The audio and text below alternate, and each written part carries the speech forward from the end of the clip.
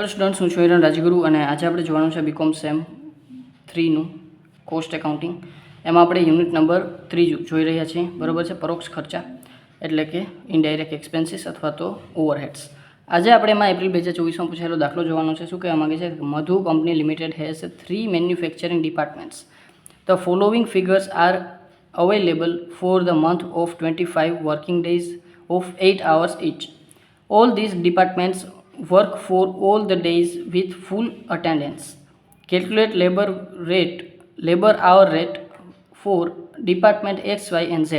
હવે આપણને આમાં 3 ડિપાર્ટમેન્ટ આપ્યા છે અને 3 મેન્યુફેક્ચરિંગ ડિપાર્ટમેન્ટ છે. બરાબર છે, અને સર્વિસ ડિપાર્ટમેન્ટ આપેલો નથી. બરાબર, તો એકદમ ઇઝી કામ આપણું થઈ ગયું છે. ઓવરહેડ્સ આપણને આપ્યા છે. બરાબર, ક્યાં ક્યાં આપ્યા છે? તો કે રેન્ટ એન્ડ રેટ્સ આપ્યું છે, લાઇટિંગ આપ્યું છે, ડેપ્રિસિએશન આપ્યું છે, ઇનડાયરેક્ટ વેજીસ આપ્યા છે, મિસેલનિયસ એક્સપેન્સીસ. બરાબર છે, એટલે કે પરચુરણ ખર્ચા. બરાબર, આપણને આપ્યા છે. કેન્ટીન એક્સપેન્સીસ આપ્યા છે અને રિપેર્સ એક્સપેન્સીસ આપ્યા છે.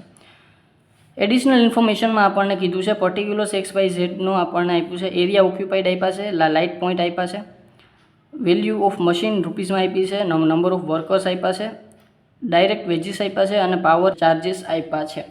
બરાબર, આટલી વસ્તુ આપી છે અને આપણને એમ કીધું છે કે ભાઈ તમારે labour hour rate find out કરવાનો છે. તો દાખલો સ્ટાર્ટ કરીએ. સૌ પ્રથમ સ્ટેટમેન્ટ બનાવી લેશું. Statement of distribution of expenses. બરાબર છે, એમાં પર્ટિક્યુલર બેઝિસ ઓફ અપોર્શનમેન્ટ અને ડિપાર્ટમેન્ટ એક્સ વાય અને ઝેડ આપ્યા છે આપણને. ચાલો, તો સૌ પ્રથમ આપણે જે ઇનડાયરેક્ટ વેજીસ આપ્યા છે એને તો આપણે ધ્યાનમાં દઈશું નહીં. બરાબર, કારણ કે બધા મેન્યુફેક્ચરિંગ ડિપાર્ટમેન્ટ છે અને ડાયરેક્ટ આપણે છે એ આપણા ઓવરહેડ્સમાં જ આપણે હાઈલા જશું. પહેલાં આપ્યા છે રેન્ટ એન્ડ રેટ્સ, તો અહીંયા આપણે લખી નાખશું પહેલાં જ રેન્ટ એન્ડ રેટ્સ. બરાબર છે, સોરી. તો રેન્ટ એન્ડ રેટ્સ આપણને 36,000 આપ્યા છે અને એ આપણે કઈ રીતે લેશું? તો કે એરિયા ઓક્યુપાઈડ જે રીતનો હશે એમાં આપણે લેશું. અહીં લખશું આપણે એરિયા ઓક્યુપાઈડ અને એનો આપણી પાસે છે 100, 200, 300. આનો તો કંઈ રેશિયો લેવા જવા જેવું છે નહીં, 1:2:3. બરાબર, તો અહીંયા આપણે 1:2:3 ના રેશિયોમાં જ આપણે એને ડિસ્ટ્રીબ્યુટ કરી નાખશું. ચાલો, તો ટોટલ છે 36,000 અને આનો ટોટલ થાય 6, એટલે કે 36,000 ડિવાઈડ બાય 6 એટલે આપણી પાસે 6,000 આવશે. તો 6,000 1 ઝા 6,000, 2 ઝા 12,000 અને 3 ઝા 18,000. બરાબર, ડાયરેક્ટ. બીજા નંબરમાં લાઇટિંગ આપ્યું છે. ચાલો, બીજા નંબરમાં આપણને આપેલું છે લાઇટિંગ, તો અહીંયા આપણે લખી નાખશું. ચાલો, તો લાઇટિંગ છે 20,000ની અને લાઇટિંગને આપણે કેના પ્રમાણમાં નાખશું? તો કે એને આપણે આપશું લાઇટ પોઈન્ટ્સના. બરાબર છે, તો અહીંયા આપણે લખી નાખશું અને લાઇટ પોઈન્ટ્સનો આપણને કાંઈ લાંબુ જોવા જવા જેવું નથી. 10, 30 અને 60. અને હા, આ વસ્તુ છે કે ઇંગ્લિશ મીડિયમની બુક છે એમાં 10, 20 અને 30 આપેલું છે, પણ ખરેખર આપણે છે એ 10, 30 અને 60 લેશું ત્યારે આપણે સાચો આન્સર મળશે. ગુજરાતી મીડિયમમાં સાચું આપેલું છે, ઇંગ્લિશ મીડિયમમાં થોડીક ભૂલ છે. ચાલો, તો 1:3:6ના રેશિયોમાં આપણે લાઇટિંગને ડિસ્ટ્રીબ્યુટ કરશું તો આપણને મળી જશે 20,000 ડિવાઈડ બાય 10. બરાબર છે, ચાલો, એ થશે 2,000 અને 2,000 1 ઝા 2,000, 2,000 3 ઝા 6,000 અને 2,000 6 ઝા 12,000. બરાબર છે, ચાલો આગળ વધીએ. લાઇટિંગ થઈ ગયું, પછી છે ડેપ્રિસિએશન. ચાલો, તો ડેપ્રિસિએશન. ચાલો, ડેપ્રિસિએશન કેના ઉપર હોય? તો કે એસેટ ઉપર હોય અને વેલ્યુ ઓફ મશીન આપણને આપેલું છે, તો આપણે એના ઉપર જે જાશું વેલ્યુ ઓફ મશીન. શું આપી છે આપણને? તો કે જો અહીંયા ડાયરેક્ટ થઈ જાય એવું છે. બરાબર, લેખ આપી છે, 1,50,000 આપી છે અને 2,50,000 આપી છે. બરાબર, તો હવે આપણે 5 વારે જો બધાને ડિવાઈડ કરીએ. બરાબર, ચાલો રફ પેજ લઈ જ લઉં છું. બરાબર, તમને સમજાઈ જાય એ માટે. આપણને 2,50,000 આપી છે, 1,50,000 આપી છે અને 1,00,000 આપ્યા છે. હવે કોમન ઝીરોસની આપણે વાત કરી લઈએ. બરાબર છે, તો 4 ઝીરો બધામાં કોમન છે, તો આ આપણે 4 ઝીરોસ છે એ આપણે કાઢી નાખીએ. આપણી પાસે વધ્યા 10, 15, 25. 5 2 ઝા 10, 5 3 ઝા 15, 5 5 ઝા 25, 5:3:2. બરાબર છે, આ આપણો રેશિયો આવ્યો. ચાલો, તો અહીં લખી નાખશું આપણે 5:3:2 ના રેશિયોમાં આપણે આપણો કોસ્ટ છે, આપણો એક્સપેન્સ છે એને ડિસ્ટ્રીબ્યુટ કરશું. કેટલો આપ્યો છે ડિપ્રિસિએશન 15,000 અને આનું ટોટલ થાય છે 10, એટલે કે 1500 થશે આપણી પાસે, બરાબર છે. કારણ કે 15,000 છે ડિવાઈડ બાય 10 કરીએ એટલે 1500, તો 15 5 75 અને 2 0 બીજા, 15 3 45 અને 2 0 બીજા, અને 15 2 30 અને 2 0 બીજા, બરાબર. તો આવી ગયા આપણી પાસે 15,000 × 5 એટલે 75, બરાબર. 15 3 45 અને 15 2 30, બરાબર છે. ચાલો પછી છે બીજા નંબરમાં આપણી પાસે, ચોથા નંબરમાં આવ્યું ઇનડાયરેક્ટ એક્સપેન્સીસ. ચાલો તો ઇનડાયરેક્ટ વેજીસ આપ્યા છે. તો ઇનડાયરેક્ટ વેજીસ છે એને આપણે કેના પ્રમાણમાં ડિસ્ટ્રીબ્યુટ કરશું, તો કે ડાયરેક્ટ વેજીસના પ્રમાણમાં ડિસ્ટ્રીબ્યુટ કરશું. તો અહીંયા આપણે લખશું ઇનડાયરેક્ટ વેજીસ.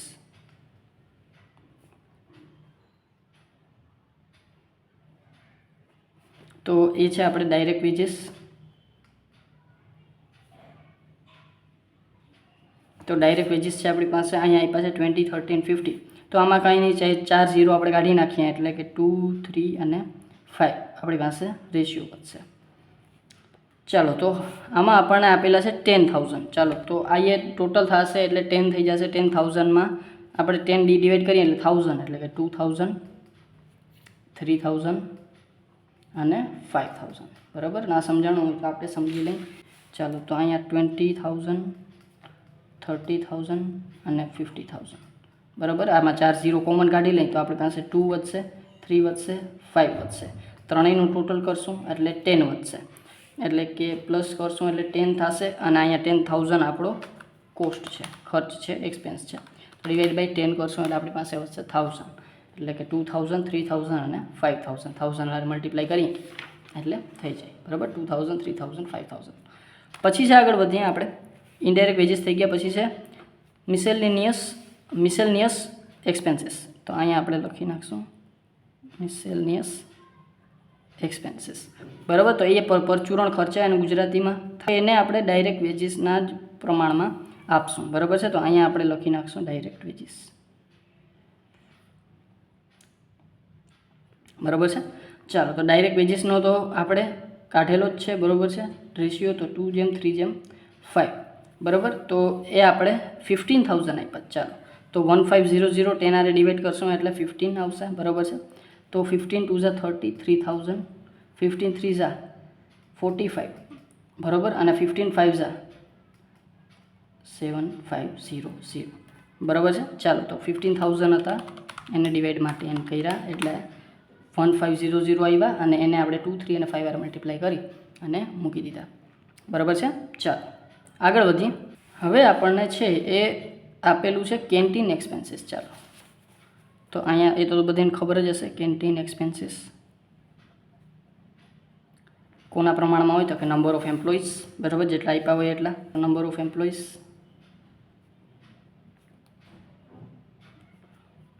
અથવા વર્કર્સ, બરાબર. 2 4 4 આપ્યું છે આપણને, 40 40 20, બરાબર.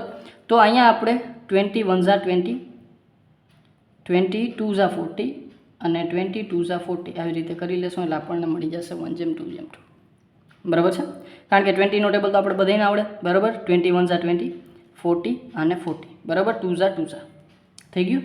તો હવે આપણે આ એક્સપેન્સને આપણે જરાક કરી નાખીએ. 20,000 છે અને ડિવાઈડ બાય આપણે 5 કરવાના. ચાલો 20,000 આપણો એક્સપેન્સ છે, ડિવાઈડ બાય 5 કરશું એટલે 4,000, અને 4,000 1 4,000, 4,000 2 8,000 અને 4,000 2 8,000, બરાબર. ચાલો આ તો થઈ ગયું કામ.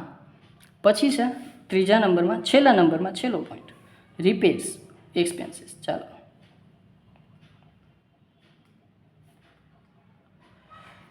રિપેર એક્સપેન્સીસ આપણી પાસે બે રીતે આપણે એને લઈ શકીએ, બરાબર. એક તો આપણે આપણો જે વેલ્યુ ઓફ મશીન છે એને જ રિપેર કરતા હોય આપણે, બરાબર. તો મોટાભાગે આપણે વેલ્યુ ઓફ મશીનમાં લઈશું, બરાબર. અને તમે જો વેલ્યુ ઓફ મશીન આપ્યું હોય તો એ કોઈ એરિયા ઓક્યુપાઈડ ઉપર પણ લઈ શકો, બરાબર. પણ અત્યારે આપણે એને જે છે એ વેલ્યુ ઓફ મશીનમાં જ લઈશું.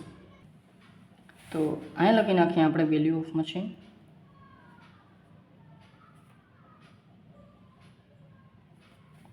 અને એમાં આપણે આની ઉપર જ આપણે જે ડિપ્રિસિએશન આપ્યું હતું અહીંયા આપણે એનો શું કર્યું હતું? રેશિયો ફાઇન્ડ આઉટ કર્યું હતું, એટલે પાછો રેશિયો આપણે ફાઇન્ડ આઉટ નહીં કરીએ. 2 બરાબર છે. ચાલો, તો કેટલો એક્સપેન્સ છે? 40,000. ચાલો, અને આને આપણે 10 આરે ડિવાઈડ કરીએ એટલે 4,000 આવી જશે આપણી પાસે. તો 4 5 ઝા 20, તો 20,000. 4 3 ઝા 12,000 અને 4 2 ઝા 8,000. બરાબર. તો આ થઈ ગયો આપણો જે છે એ વેલ્યુ ઓફ આપણે રિપેર્સ એક્સપેન્સ થઈ ગયો. બરાબર છે. ખબર ના પડી હોય તો પાછું કરાવી દો. બરાબર. જે રિપેર એક્સપેન્સ છે આપણે 40,000 આપ્યો છે. આપણો રેશિયોનો ટોટલ થાય છે 10, તો 40,000 ડિવાઈડ બાય 10, 4,000 આવી ગયા. 4 5 ઝા 20 આપણા 0 બીજા. બરાબર. 4 3 ઝા 12 અને 3 ઝીરોસ બીજા, અને 4 2 ઝા 8 અને 3 ઝીરોસ બીજા. બરાબર. તો આ આવી ગયા આપણી પાસે આપણા એક્સપેન્સ. હજી એક વસ્તુ આપણે એક્સપેન્સમાં બાકી છે, એ આપણને અહીંયા નથી આપી, પણ એ આપણને હિડનલી અહીંયા આપી છે. હવે જુઓ, અહીંયા આપણે ડાયરેક્ટ વેજીસ રૂપીઝમાં આપ્યા છે, પણ એ લઈ છે આપણે તો કે ના, ડાયરેક્ટ વેજીસ આપણે લેશું નહીં, કારણ કે આ આપણા ઇનડાયરેક્ટ એક્સપેન્સીસ છે, એમાં ડાયરેક્ટ વેજીસ આવે નહીં. બીજા નંબરમાં વેલ્યુ ઓફ મશીન છે, તો એ તો આપણે છે એ આપણી એસેટ થાય, એ આપણે કોસ્ટમાં આવે નહીં, તો એ પણ આપણે લેવાનું ના થાય. પણ ત્રીજા નંબરમાં આપણને જો પાવર ચાર્જિસ એ રૂપીઝમાં આપ્યું છે, તો પાવર ચાર્જિસ છે ને એ આપણે લેવું પડશે આપણા એક્સપેન્સ તરીકે, કારણ કે એ આપણું ઇનડાયરેક્ટ એક્સપેન્સ છે. તો આ વસ્તુ છે એ આપણે લખવી પડશે. તો અહીંયા આપણે લખશું પાવર ચાર્જિસ.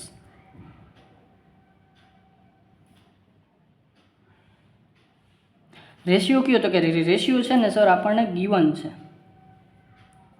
એઝ ગીવન લખી શકો તમે, ગીવન લખી શકો, બે વસ્તુ ચાલે.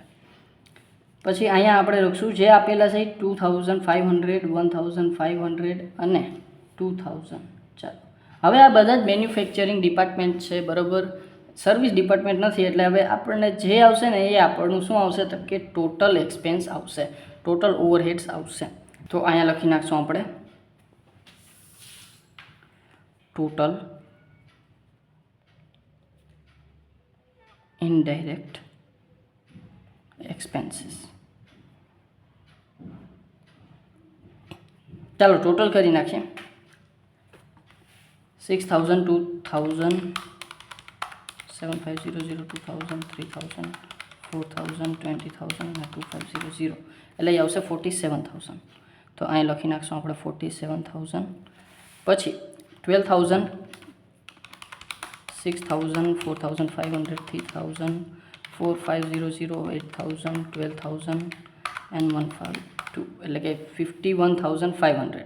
તો અહીંયા આપણે 51,500 અને અહીંયા આપણે ટોટલ કરી નાખીએ 18,000, 12,000, 3,000, 5,000, 7,500, 8,000 પ્લસ પાછા 8,000 પ્લસ 2,000, તો 63,500. તો 63,500 આપણા ટોટલ એક્સપેન્સીસ આવ્યા. હવે આપણે શું કરવાનું છે? તો કે આપણે હવે એની એમ કીધું છે કે આપણે છે એ labour hour rate find out કરવાનો છે. ચાલો, તો અહીંયા આપણે ડિવાઈડ બાય ટોટલ લેબર આવર કરશું. તો અહીંયા આપણે લખશું ડિવાઈડ, બ્લેક પેન લઈ લો, ડિવાઈડ કરશું આપણે ટોટલ લેબર હાવર. બરાબર. ટોટલ લેબર આવર્સ આપણે આને ડિવાઈડ કરશું એટલે આપણને મળશે આપણને લેબર આવર રેટ. બરાબર છે. ચાલો, તો પહેલાં તો આપણે ટોટલ લેબર શું છે, ક્યાં છે, કેટલા છે એ આપણે જોવા પડશે. તો અહીંયા આપણે ટોટલ લેબર આવર્સ લઈ લેશું.